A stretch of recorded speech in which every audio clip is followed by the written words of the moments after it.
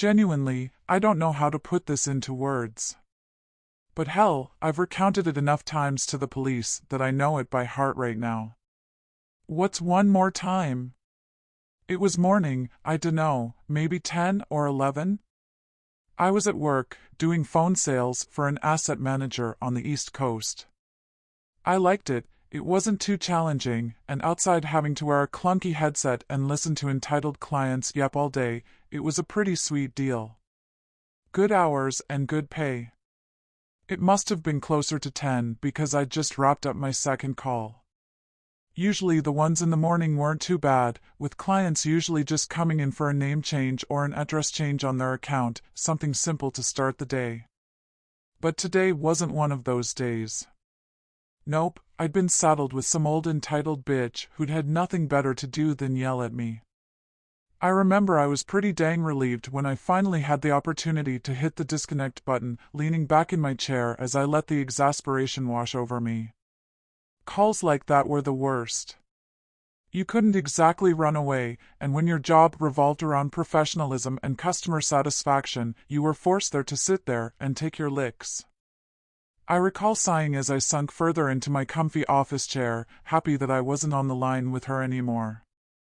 In a moment of anger, I tore the headphones off my head, giving them a limp toss towards my desk, my little act of defiance a way of getting some of that negative energy out. I snickered as I heard the clatter of cheap foreign-manufactured plastic crash down against my desk. I figured I had at least 5 minutes to hang out in after-call work, the wonderful medium that separated me from being back in the queue, ready to take on the next annoying old biddy. I slipped my phone from my pocket, flicking it on and browsing the various social media apps I had on my phone. I stayed like that for a while, content to just type and text. Now, I'd never been an eavesdropper, but when you worked in a glorified call center, sometimes you just couldn't help it. The sales floor always had a rumbling buzz about it, the combined noise of over 40 different sales representatives desperately trying to convince some poor schmucks they needed what we were selling. It was excellent white noise, but when you were close to someone, you could usually make out what specifically they were communicating. My victim for today was Brian, my cubicle mate stationed just 3 or 4 feet from me. He was on a call, heck, my whole team was. It was our job after all. Whatever call he was on, he seemed pretty optimistic about it, and to tell you the truth, I was rooting for him to close the sale. Every sale mattered, and with the quota looming over our heads, we always tried to back each other up. So I sat there, content to hang out and listen to his call as he ran the client through different types of 401ks, IRAs, and the various products we offered like a pro. But despite my contentment, I could feel the clock beginning to tick, and after a few beats I rolled my desk chair back towards my cubicle, steeling myself for my return to the queue. I went to reload my web pages, making sure the software was working to prevent any untimely crashes.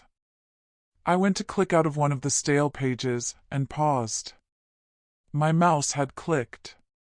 Now, it wasn't the fact that the device specifically designed to make a clicking sound clicked that surprised me, but it was that I heard it. I paused, my hand hovering over my mouse. Something was wrong. Well, wrong wasn't the word. Something was weird. Or rather, it was the lack of something. No, as I went to open up new tabs, I came to a strange realization. The sales floor was quiet. Quiet enough that I was able to hear my mouse click. I know it's hard to picture, but for someone that's been surrounded by the non-stop chatter of a sales team, it was bizarre.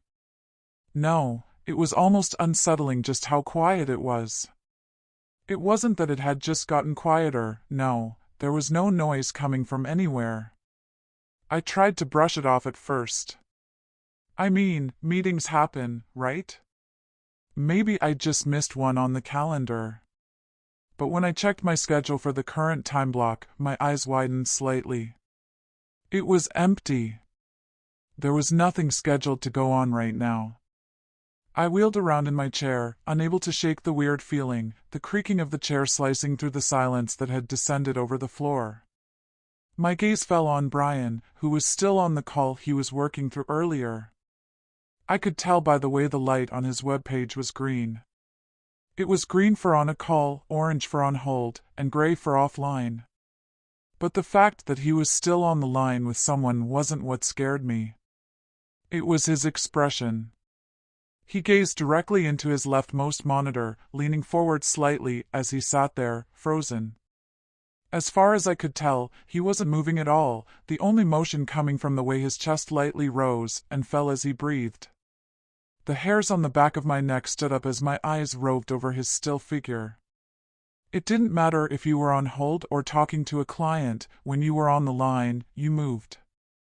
Whether it was spinning in your chair, gesturing with your hands to accentuate a point, etc. But no, he was completely motionless as he continued to blankly stare into the monitor. "Hey, dude," I began, confused.